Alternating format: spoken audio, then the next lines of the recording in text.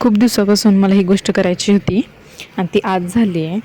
तर मी सांगते तुम्हाला ती काय होती. तर नमस्कार, तुमचं स्वागत आहे माझ्या ब्लॉगमध्ये. आणि हा रविवारचा व्हिडिओ आहे आणि मला टाकायला लेट झालं आहे थोडं काही कारणांनी.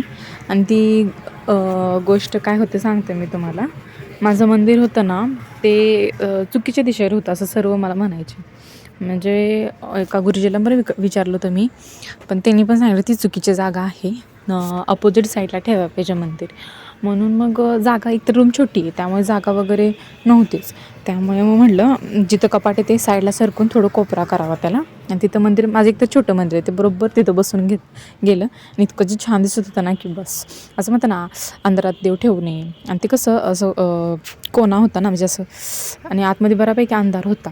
त्यामुळे मग जागा चेंज केली मी मंदिराची आणि खूप छान लुक आला होता मंदिराला पण. आणि खूप छान वाटत होतं मला पण, कारण की आता डायरेक्ट समोर दिसायचे ना देव, आतमध्ये वाकून बघायची काही गरज नव्हती, आहे की नाही. छान दिसते ना. मग हा रविवारचा दिवस होता म्हटल्यावर सर्व घरातले कामं वगैरे आवरून घेतले, साफसफाई, कपडे धुणे भांडे सगळं करून घेतलं.